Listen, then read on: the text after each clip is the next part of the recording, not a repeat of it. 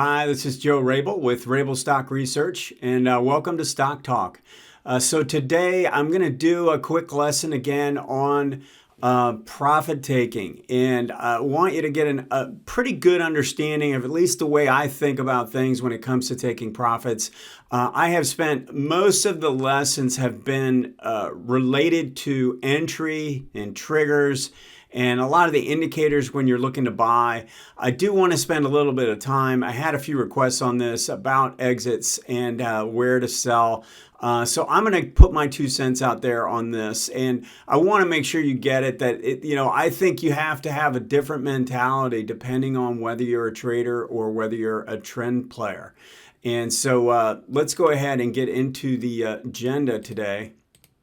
And it's about taking profits, and then you have to define who you are. You have to figure out who you are, and you have to do it before you put the trade on, not after you're in the trade. A lot of times what I've found, and what I used to do when I was starting out, was I would put on a trade, and it would look so good that originally my target might have been for a short-term trade, but then I would think, wow, this thing actually has a lot more potential, and then I would change midstream in the middle of a trade. And I don't think that's a good idea. I think you want to have this defined prior to putting on anything. And then also, I think you also have to figure out what you're better at. Some people are a little bit better at the trading side, and other people are better at the trend side. So you got to figure out who you are from that standpoint. So you'd like to have a combination of what you like to do and what you're good at. I mean, if you can get that combination together, I think you're going to be a lot more successful at this. So once we get through that, we're going to go through the stock requests that came through. Before I get into the lesson, just to let you know, my services can be found at rabilstockresearch.com. I send about 2 to 3 reports out each week. Try and identify ideas for people that I think look attractive, especially ones that have some potential over, say, the next 3 to 6 months. I also look at the markets and the sectors in those reports as well. I am still offering a discount, so if you decide you want to try it, you plug in the coupon code StockTalk for the individual package, and you get the first 2 months at a discount. Let's go ahead and get into this lesson, and I want to make sure I cover this without taking up too much time related to the individual stocks. I want to make sure I can get through plenty. So here's what I'm thinking. I want to make sure you look at it like this. So if you're a trader, I want you to think more about being a guy that buys contraction and sells expansion, okay? And when we go through a contraction period, I do want to make sure you recognize, and I've mentioned this before, if I'm looking at contraction, I'm kind of looking at the DI lines contracting as well. Now, a lot of times we'll see narrow range bars develop on a weekly or a daily chart, and that'll also tell us that we've got contraction forming. But I do like to look at the DI lines for this, and I like to look for where they're contracting. That's telling me that we're getting into a position where we want to look for expansion to take place again. So I think if you have this mentality where you're buying during at the end of a contraction phase, and then you look for a move to the upside. And Linda Rashke, actually, she coined a phrase. She uses this sometimes in some of her talks, and I've kind of adopted it.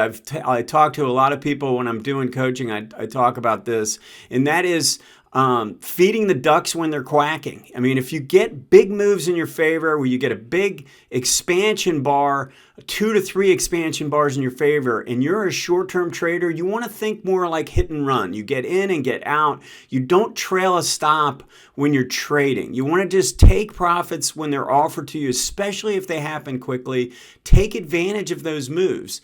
Now you can sort of define in advance where you think those levels are going to be, but a lot of times you have to adapt to what's going to take place in the moment. So if you break out, if you you buy during this expansion phase, at the beginning of an expansion phase, and you get a monster bar in your favor, and then maybe another good bar after that, I think that's a profit-taking opportunity. If you get a couple of regular size bars, maybe you give it a little bit more time and look for an expansion bar to take place.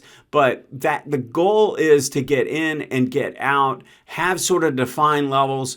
Don't trail a stop. This is my thoughts on this. I don't think trailing a stop works as well. It never did for me when I was doing short-term trading. I always felt like I left a lot on the table because the majority of stocks pop and then they come back down. And if you're managing risk at all and you're trying to reduce your stop, move it back to a break even or something like that, a lot of times if you take a partial profit here, it just sinks right back down.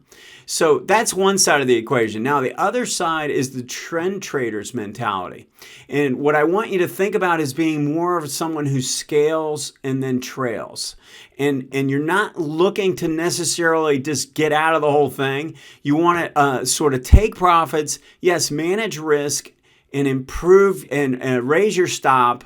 But you also want to make sure that you're leaving money on the table. You're leaving a position out there to take advantage of a bigger trend. So in this example, this is an Apple weekly. It dates back to 2017 where we break the downtrend line. That's the one in a 1, 2, 3 change in trend. We actually test here and then we get a 3. So it breaks out and you get a big green bar to the upside. And then we come back down and test support. And we get an opportunity where the moving averages are now working in your favor. MACD is clearly above the 0 line. And we have a confirmed change in trend on the higher time frame. And then we're getting our first pullback. So this little area here is now what we're showing on the lower time frame daily chart. At the same time. And then what I'm doing is I'm looking at the same 1, 2, 3 pattern, only I'm really buying on the 2. So here's the break of the trend line, that's 1. And then the test of the low would be 2. That would be down here. And then we actually get a pinch play to develop where the MACD holds its signal line during this pullback, and we're right around the 18. We're not holding the 18, but I do know that we've tested, and as this starts to work its way back up, this is sort of the entry level right in here. And you can see that that's also showing where you're starting to lift back up through the 18 on the weekly chart. So we have this confluence taking place. And then in terms of taking profits, I would define, now I put it all the way up near the highs. I would actually say that you could actually be a little bit more conservative with that first target, maybe play it a little bit lower, especially if the entry is here and your stop's here. This might actually be a little tight, but for a trading play, I would play it down here. If I'm playing it for more of a trend play, I might actually give it a little bit more room, depending on how volatile the stock is. I'd want to register and know what the volatility on the stock is and make sure I'm giving it a little bit of room based on that. But then I'm looking to take profits here. Now, I would take partial profits and might only take a quarter or a third of the position at this first target because I want to leave plenty of gunpowder in place because I'm looking to play for a bigger trend, and that's because I like what's going on in the bigger time frame. Now, I don't even have the ADX on here, but let's just assume we have a low ADX play that's starting to break out, and I know on the weekly chart on the bigger time frame I've got some real potential. And when that's the case, I want to make sure again that I'm scaling and trailing and giving myself the opportunity to make a bigger trend. You trail the stop loosely. You could use a 40 week in this case. I personally think the 18 is a little too tight when you're trying to catch a trend trade. Maybe using the 40. And again, I would just make sure that I'm giving myself ample opportunity to scale. When I get a big move in my favor, yes, scale. I get scale, take some partial profits, but then just give yourself a chance to continue to make more money as the stock continues to trend. So those are my thoughts on taking profits. Let's go ahead and get into the individual stocks and do some analysis. Okay, so before I get into the individual stocks, I did want to mention that I'm going to be doing, over the holidays, we do it a little different. I'm not going to be doing the stock show where I'm taking requests, but I am going to do a special presentation where the whole time I'm going to be talking about MACD and ADX, how I use them together, and go into a lot of detail, a little bit more than I have in any other video. So it might be worth tuning into. Be on the lookout for that over the holidays. So let's go ahead and get going on NET Cloudflare. So this is pretty important, I think, what's developing. I mean, if we look at what this stock has done and look at this weekly chart, had been a great stock. I mean, really up until just a few weeks ago. And they have really started coming out of this pretty good sized volume. If we look at the individual bars on the daily chart, we can see it really started right here. This big red bar where it was a gap up and kind of gave it up.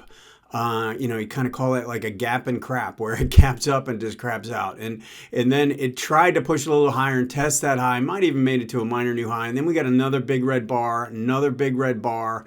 Look at the size of the red bars versus the green bars. They're starting to really show up in here. You see these two and you get a really clear feeling that someone big wants out. Yeah, we've got some momentum divergence. The one thing I did want to point out here that I think is a very valuable tool when a stock is moving up is to keep an eye on this top DI. And the same thing when it's moving down, it would be red, but keep an eye and see if it's keeping pace. If it's not keeping pace, especially if these lines are coming together, then there's a very good chance you're going to go through some kind of a contraction correction type of a pattern. So that looks like what's taking place here. But this was so violent that we actually came back down, all the way back down to the breakout level of this last leg. When I see that now, I'm expecting a range to form if this can hold. I mean, if this can hold this breakout level. If it doesn't, then it could get a lot worse. But I know I'm not and this is not a stock I'm in a huge hurry to be a buyer on unless I want to be a trader. And even as a trader, it's not really showing up any signs of strength yet. I mean, look at this gap up and it gives it up. Another gap up even this morning and it's giving it up. We got a lot of overrun in MACD, so expect some kind of a basing pattern in some way, shape, or form before this can really turn. So just want to make you aware of that. Okay, PXD, Pioneer. So when we look at the monthly, I like to just start out with the monthly because I want to see what the kind of potential we have. And when this was down in here, I kind of like the idea that this had room to get up into this resistance zone and play that and then see how strong it is and see if it actually wants to break through. But now we're up against these highs where it's had some problems. Yeah, it got through it a little bit there, but the reality is that one of the things I wanted to point out is look at the price action here. I mean, this is not attractive from my standpoint. I don't like the looks of these gaps and the movement and all these wicks showing up on the candles. There's not a lot of bodies here. There's no big bodies. There's no real direction. I think this is going to need to quiet down a little bit before it's really ready to break out and get going. Key level to watch on PXD is 170. If it can't hold 170, then there might be some short-term downside risk in this. If it holds that, then I think we need to just work sideways and quiet down. Let's look at Broadcom because Broadcom has been such a great stock and it looks like it wants to finish the year on an up note. Great stock from a MACD standpoint, in both the weekly and the monthly. And then also from an ADX standpoint, look at the strength here. Look at this power trend on the daily chart. Power trend meaning we make a peak at around 50 in the ADX and then the valley at 25. That's a very bullish sign when you're expecting follow through to the upside. So we have all three time frames really running very strong right now. Now, what I would tell you is I'd be looking for profit opportunities into the new year. As this follows through, this is going to be the biggest month in this whole run. You see this monthly chart? Let's just point this out for a second. This is very important. You want to go through any stocks you've had that have had a great year and also are having a great month where you've moved up and look at the size. This is the biggest bar in this whole run. In fact, it's the biggest bar this stock has ever had in a single month. And so The volume is not climatic, but look at how far away from the 18-month line we are. So look for a new high into the new year, and then look to take profits on any kind of signs of either momentum divergence and or climatic activity when it comes to like a buying climax, some volume selling, something like that. Okay, so Disney. So this is...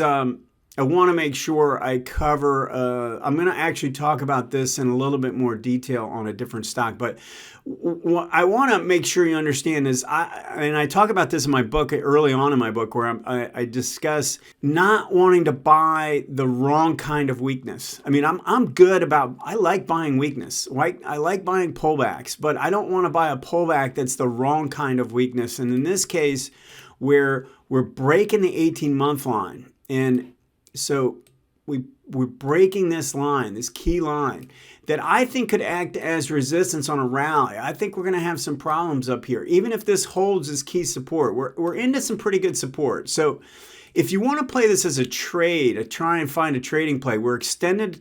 We've got about 161 to the 18-month. We've got about 168 to the 18-week. So there is a little bit of room, and we're coming into some support. So the potential is there. We have this little trading pattern where this is down and this is up.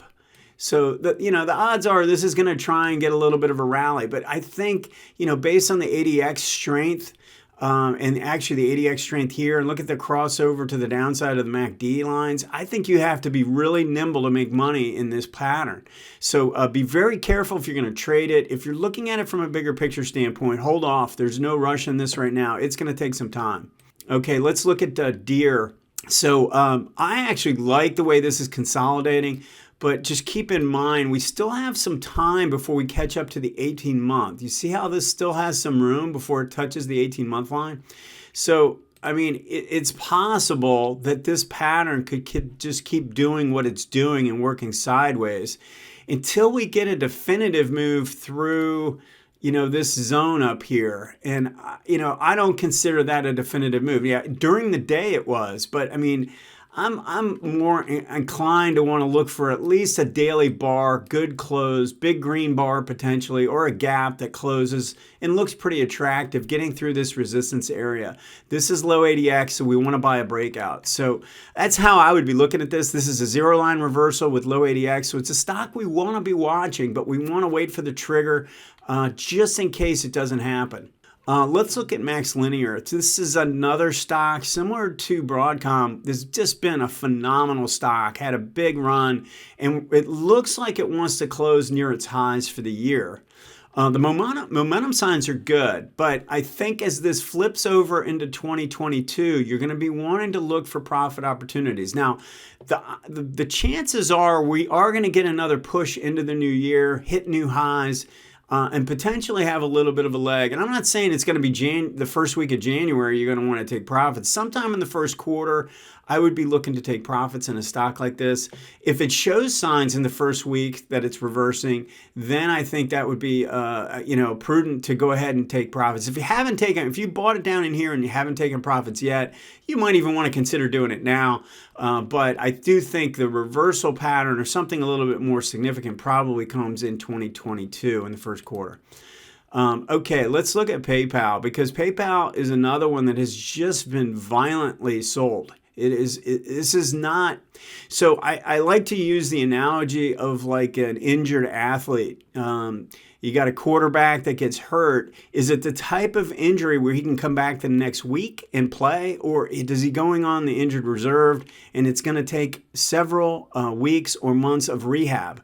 I think PayPal has entered into a rehab phase. I mean, if this is going to survive right now, meaning if this is going to hold support, in the 185 to 190 area, it's got to go through an entire rehab process. That means going sideways and form a new base, sort of prove it's in weak hands right now. It's got to move back into strong hands, and that takes time. We don't typically see a lot of V bottoms from this kind of a pattern. Now, in the short term, yeah, I mean, we could get a little bit of a rally. This is the same pattern. You see this pullback here, and this is going the other way. So, the odds are this wants to rally up. Now, 200 is kind of a big round number. We can see if it can get through that. If it can get through that, maybe it's going to fill in some of the area between price and the 18-week. But you have to treat this as a trading play, a counter trend trading play. Do not mess around with this from a long-term standpoint yet. There will be opportunities in a stock like this down the road once it's gone through the proper rehab process. Let's look at TROW price. TROW, so one of the things I wanted to mention is when we make a big run to the upside and then we come all the way down to the 40 for the first time, one of two things is going to happen here. Either we're going to rally up and the 18 is going to roll over and you're going to fail at the 18 and then you're going to come down, and now we've made basically a topping pattern because you've broken the trend line and then you've tested and then you've come down. So you've got a reversal pattern that has developed that probably has a little bit more risk to it.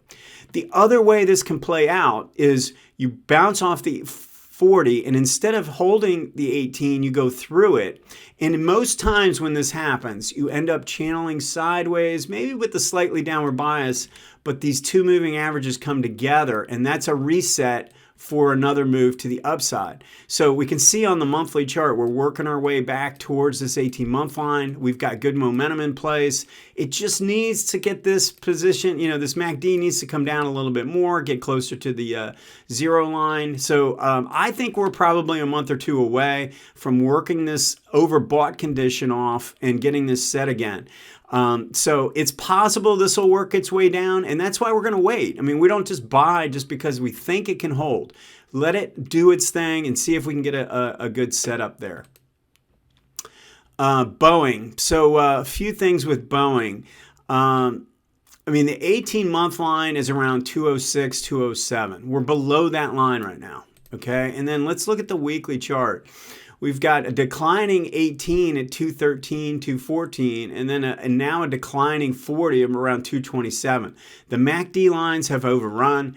Red is on top of green, but neither one are all that strong, really. I mean, I don't know that this is getting ready to just fall apart to the downside, but is it ready to turn and get through all this resistance? I've got an 18-month at 206, an 18-week at 213, 214. I've got an 18-day at 202, and then a 40-day at 210. I mean, there are just a lot of lines going, and they're all declining, that are declining against this trend. So if you're going to play this, you have to play it as a trading range kind of trade. You have to get down on smaller time frames. I think it's a lot of work right now. I'd probably try and find something that has a better trend and doesn't have so much resistance. Now, my opinion changes on this. If we can get through all this resistance, get through this downtrend line, all of a sudden the balance of power starts to switch and the buyers probably take control again. But until that happens, there's just no rush to do anything. Look at Shopify. So, I think this is pretty important. I talk a lot about momentum divergence. You see this momentum divergence where neither one of these made a new high with price here. But also look at the relative strength. The relative strength had been confirming, and then look at this new high. So we went to a new high here, and this did not on a relative basis too. So this got pulled up by the market. This actually wasn't leading candidate as it moved higher. It was being pulled up more so than its own merit. So the fact that this failed here and failed so violently, I think is kind of bothersome. I don't like the way this topped out. And then notice all these times where it keeps gapping and crapping, where it's gapping up and then just crapping out. We're doing it again today. So that's a sign that every time this stock is up, there's sellers.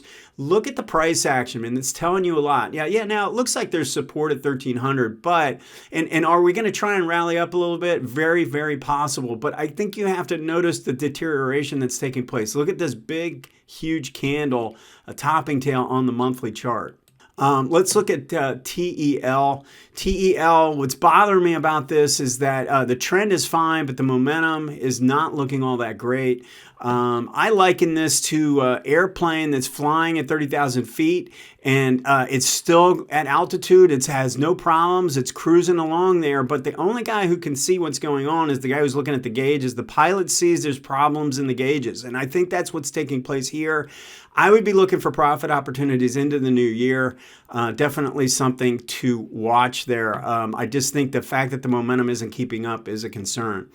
Now, one more stock is ATVI, and I wanted to bring this up because this is, again, what I was talking about earlier. I don't want to buy the wrong kind of weakness. I think this is the wrong kind of weakness. Now, it can bounce. It's oversold both on a monthly and a weekly chart. It's certainly due for some kind of a little bounce here.